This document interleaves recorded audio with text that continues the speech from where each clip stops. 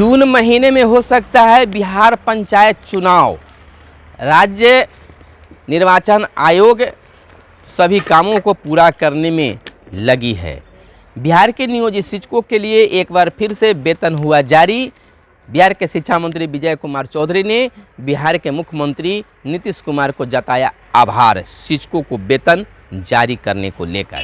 अब बिहार के नियोजित शिक्षकों को जून महीने में ही हो जाएगा मनचाहा तबादला, जिसमें नियोजित शिक्षक में महिला नियोजित शिक्षक, दिव्यांग नियोजित शिक्षक और वैसे पुरुष नियोजित शिक्षक जो अपना म्यूचुअल ट्रांसफ़र कराना चाहते हैं उनके लिए सॉफ्टवेयर तैयार हो गया है और जून महीने में तबादला संभव है। तबादला करने की मन बना चुकी है। लेकिन वैसे नियोजित शिक्षकों के लिए एक दुख भरी खबर यह भी है कि वैसे नियोजित शिक्षक जिनका अब तक विजिलेंस के पास यानी निगरानी के पास फोल्डर फाइल जमा नहीं हुए हैं, उनको 17 मई तक जिला शिक्षा पदाधिकारी को निर्देश दिया गया कि 17 मई तक जो है आप उनका नाम सार्वजनिक करें कि जो फोल्डर फाइल जमा नहीं किए, शैक्षणिक प्रमाण पत्र निगरानी तक नहीं पहुंचा है, उनके लिए वह सार्वजनिक करें, जिनमें उनका नाम, विद्यालय का नाम, पिता का नाम, घर, पूरा पता, ईपीएफ का नंबर यानी प्रखंड का नाम, गांव का नाम, तमाम चीज़ों को वहां पर इंटरनेट पर लोड किया जाएगा, सॉफ्टवेयर पर लोड किया जाएगा, सार्वजनिक कर दिया जाएगा। और तमाम शिक्षकों को ऑनलाइन अपना अपलोड करना होगा शैक्षणिक और प्रशैक्षणिक प्रमाण पत्र। सॉफ्टवेयर तैयार कर लिया गया, उस पर लोड करने की बात की जा रही है। इस कोरोना काल में जहां लोग सकारात्मक रहना चाहते हैं, वहीं नकारात्मकता पैदा करने की पहल बिहार शिक्षा विभाग के द्वारा किया गया है। इधर बिहार में अब संक्रमण दर कुछ धीरे धीरे कम होता जा रहा है, लेकिन यह नतीजा हम लोगों के सावधानियां ही है। सरकार की एक अच्छी पहल है। सरकार के द्वारा एक व्यवस्था को धीरे धीरे सुदृढ़ करने का प्रमाण यह है कि अब संक्रमण दर 10,000 कुछ तक पहुंचा है और रिकवरी रेट भी बिहार में बढ़ा है। देखिए, इधर हमेशा इस कोरोना काल में भी बिहार के मुख्यमंत्री नीतीश कुमार सकारात्मक रहने की कोशिश कर रहे हैं। मुख्यमंत्री नीतीश कुमार की अध्यक्षता में हुई राज्य कैबिनेट की बैठक में 13 प्रस्तावों पर मंजूरी दी गई है, जिसमें गाँव में शमिंदा पर बहाल करने की, डॉक्टर बहाल करने की बात की जा रही है। 2580 डॉक्टरों की बहाली गांव स्तर पर करने की मंजूरी बिहार कैबिनेट के द्वारा दिया गया है। मुख्यमंत्री का एक बेहतर पहल है कि हर गांव में अगर डॉक्टर रहेंगे तो लोगों के इलाज कराने में काफ़ी सुविधा होगी। बक्सर से यूपी के बलिया तक गंगा नदी में लाशों का खौफ, लाश ही लाश नजर आए। 7100 उपलाते मिले। अब यहाँ पर बहुत सस्पेंस वाली बात है कि वो लाशें है कहाँ के, बिहार के है या यूपी की है। देश में 61 दिन बाद सक्रिय केसों में गिरावट। देखिए, देश में अब जहाँ बिहार में गिरावट आई है तो अब पूरे देश स्तर पर भी 61 दिनों बाद यानी 2 महीने बाद अब कुछ जो है संक्रमण की जो संख्या है उसमें गिरावट आ रही है। बिहार में भी तेज़ी से घट रहा है संक्रमण। अब बिहार में भी तेज़ी से, देखिए, बहुत विशेषज्ञों ने यह कहा था कि जिस रफ्तार से कोरोना ऊपर चढ़ा है उसी रफ्तार से वह नीचे की ओर भी आएगा। देखिए, ईश्वर की कृपा कर सकते हैं कि बिहार में भी आज सक्रिय जो केस जो कल मिले हैं वह 10,000 के करीब मिले हैं। अब 1 लाख कुछ ही सक्रिय मरीज बचे हैं। रिकवरी रेट भी अब धीरे धीरे बढ़ता जा रहा है। जहाँ 77-72% आ गया था, अब 80-81 के पार रिकवरी रेट भी आ गया है। तो यह भगवान की, खुदा की एक कृपा कर सकते हैं, हम लोग की सक्रियता कह सकते हैं कि मतलब अपने घर में हम लोग सुरक्षित रहें, लोगों से दुनिया बना कर रहें। सरकार की अच्छी पहल कहें, व्यवस्था कहें, जिसके कारण हम लोग अब कुछ राहत महसूस कर सकते हैं। लेकिन हम ऐसा नहीं कर रहे हैं कि अब संक्रमण दर कम हो रहा है तो आप निकल कर बाहर घूमिए, मास्क नहीं लगाइए, सैनिटाइजर साबुन का प्रयोग नहीं करें, ऐसा नहीं। घर में रहें, अभी भी सुरक्षित रहने की ज़रूरत है, ऐसा मानना है विशेषज्ञों का कि इसका असर 2022 तक रहेगा। तो इस तक ठीक भी कम भी हो जाता है तो हमें सुरक्षित रहने की ज़रूरत है। इस पर तमाम चीज़ों पर हम चर्चा करेंगे। पप्पू यादव गिरफ्तार, मधेपुरा ले गई है पुलिस। घाटी में मुठभेड़ से लश्कर वाहन से उतरे बिना टीका लगाए केंद्र बनाए। रूस के स्कूल में अंधाधुंध फायरिंग, 7 मरे।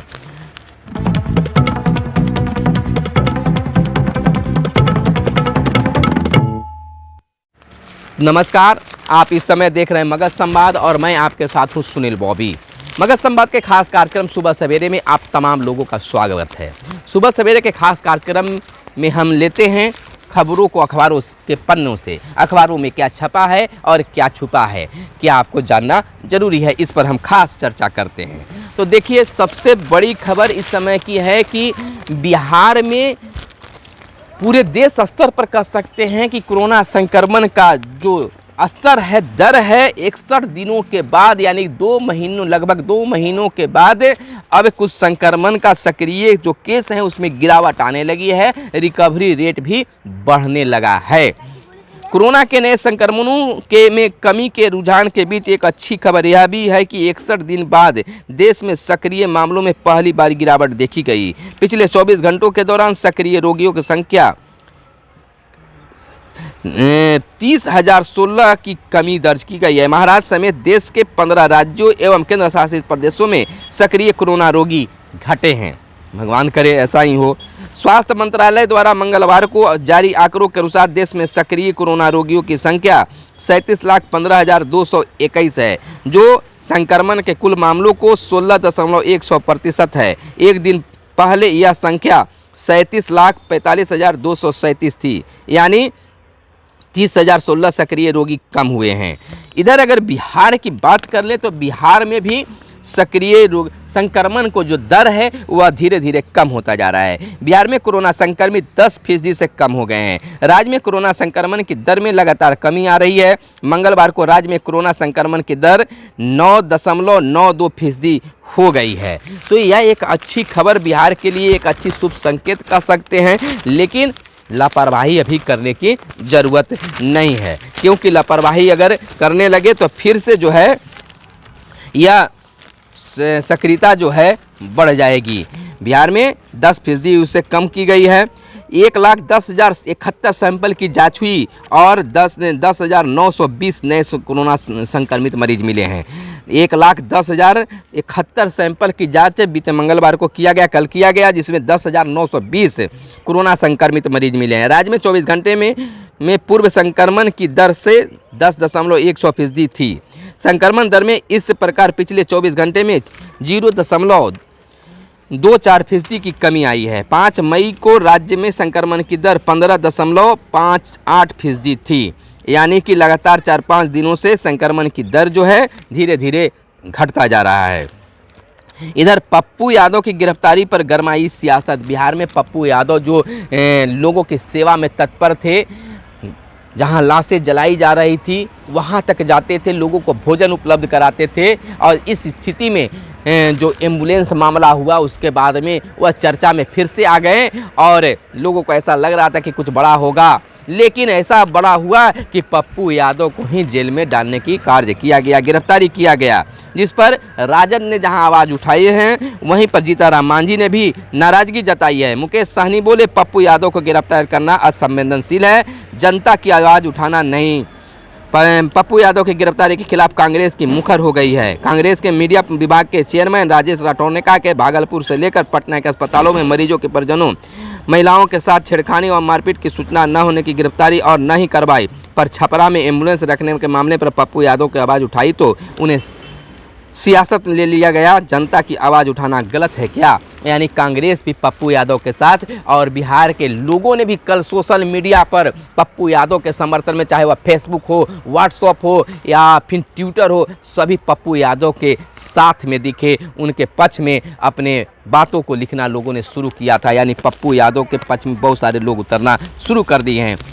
दूसरी बात, बिहार में पंचायत चुनाव को लेकर जून में पंचायत चुनाव कराने की संभावना जताई जा रही है। अगर जिस प्रकार से संक्रमण दर कम होता रहा तो राज्य निर्वाचन आयोग के द्वारा 2 से 3 चरणों में बिहार में पंचायत चुनाव कराने की अधिसूचना जारी की जा सकती है, लेकिन उससे पहले भी कुछ और काम है, यानी कुछ नियम बनाने की ज़रूरत है। उन तमाम नियमों को पूरा करते हुए जून महीने में पंचायत चुनाव कराने की संभावना भी जताई जा रही है। इधर बिहार के नियोजित शिक्षकों को जून महीने में तबादला होने की बात की जा रही है कि अगर जिस प्रकार से मामले घट रहे हैं और तमाम तैयारियां पूरी कर ली गई है, सॉफ्टवेयर तैयार कर लिया गया है, सॉफ्टवेयर के माध्यम से आवेदन लिए जाएंगे, ऑनलाइन आवेदन लिए जाएंगे नियोजित शिक्षकों से। आवेदन लेने के बाद जून महीने में नियोजित शिक्षकों को तबादला कर दिया जाएगा। तो वैसे नियोजित शिक्षकों के लिए यह खुशखबरी है शिक्षा मंत्री के विशेष पहल के बाद बिहार के नियोजित शिक्षकों को जून महीने में तबादला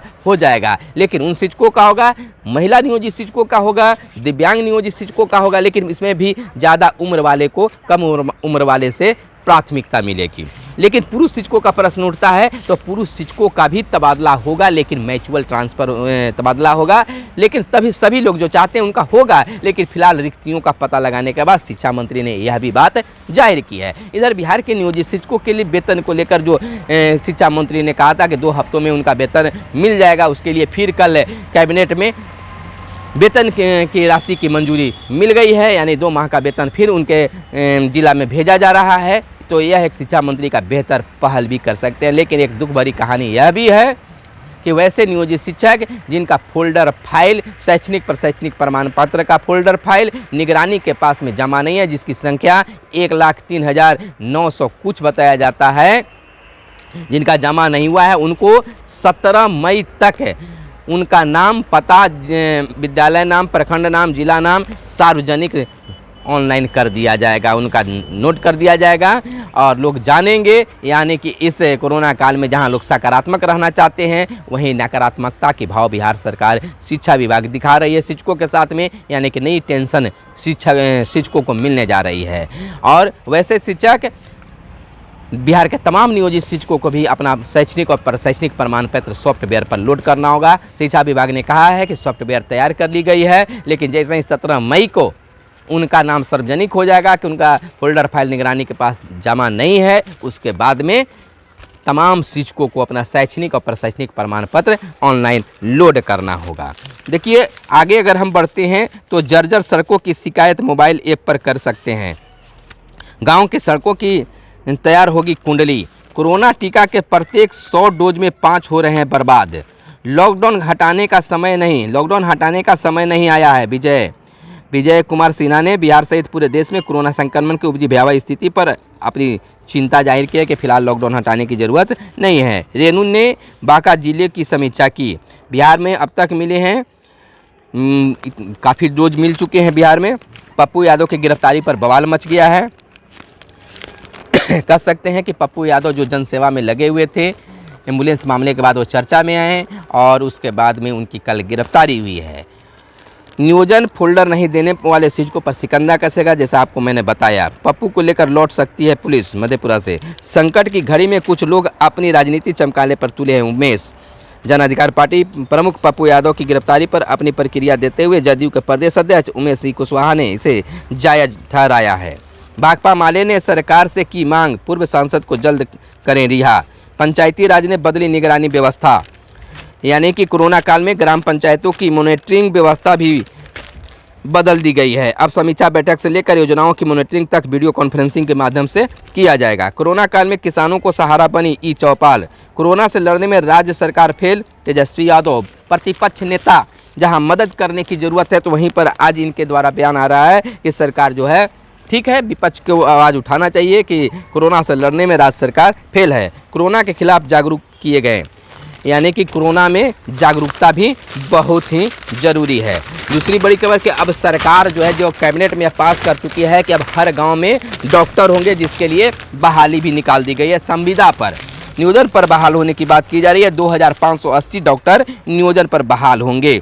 इधर 8.71 करोड़ लोगों को मिलेगा मुफ्त अनाज। बिहार के लोगों को, राशन कार्डधारियों को मई महीने में मुफ्त अनाज देने के लिए 117 करोड़ रुपए की स्वीकृति राज्य सरकार के द्वारा दिया गया है। यानी कि फिर से एक बार राज्य सरकार, जो केंद्र सरकार से भी अनाज मिलता था, उसके बाद अब राज्य सरकार से भी अनाज देने की बात की जा रही है। मई महीने में मिलेगा। कैबिनेट से इसकी मंजूरी मिल गई है और गाँव में संविदा पर बहाल होंगे 2580 डॉक्टर। टीकाकरण के लिए 1000 करोड़ मंजूर किए गए हैं। सूबे में हर प्रखंड में 2 एम्बुलेंस खरीदी जाएगी। ठीक है, व्यवस्था जो गड़बड़ाया था उसको पूरा कर लिया जाएगा, तो तीसरी लहर आने से पहले व्यवस्थित हो जाने के बाद में कोरोना से हम लोग जंग जीत सकते हैं। देखिए एक बड़ी हलचल वाली बात सामने आई है बीते दिनों से कि बक्सर से यूपी के बलिया तक गंगा नदी में लाशें ही लाशें नजर आई। 70, 71, 75 लाशें नजर आई। अब बिहार सरकार करे कि हमारे यहाँ के नहीं है, यूपी सरकार करे कि हमारे यहाँ के नहीं है, उस पर जांच का विषय है कि लाश कहाँ के है। उसके लिए पोस्टमार्टम करने की बात है वहाँ के जिलाधिकारी भी कर रहे हैं। अब देखना होगा कि लाशें कहाँ से है, कहीं का लाशें हो लेकिन है, यानी कि कोरोना से लोग मरे हैं कि क्या है, इसकी जाँच होने की बात है, अब हो रही है। देश में 61 दिन के बाद अब सक्रिय मरीजों की संख्या घटने लगी है। देश के साथ बिहार में भी पप्पू के गिरफ्तार मधेपुरा ले गई है पुलिस। अनिल देशमुख के खिलाफ ईडी ने दर्ज किया मामला। वाहन से उतरे बिना टीका लगाने वाले केंद्र बनाएं। वाहन से उतरे बिना टीका लगवाने वाले केंद्र बनाएं, यानी कि दलील है याचिका में कहा गया कि खुले स्थानों पर टीकाकरण केंद्र बनाने से अस्पतालों में पहले से परेशानियों का सामना कर रहे चिकित्सकों पर दबाव कम पड़ेगा। यानी कि अब बिहार में भी देखिए स्कूलों में भी टीकाकरण करने की बात की जा रही है कि स्कूलों में व्यवस्था की जाए जहां लोग आसानी से जाकर टीका ले लें, लेकिन डोज समय पर नहीं पहुंच पाने के कारण विभिन्न अस्पतालों में हो हंगामा, भीड़ लग रही है, लंबी लाइन लग रही है। यानी इससे तो साफ जाहिर हो रहा है कि अब टीकाकरण पर लोग सक्रिय जागरूक हो गए हैं और ये जागरूकता ही पूरे देश को, पूरे दुनिया को बचा सकता है। तो फिलहाल हमें दीजिए इजाज़त और देखते रहिए मगध संवाद। धन्यवाद। जय हिंद, जय भारत, वंदे मातरम।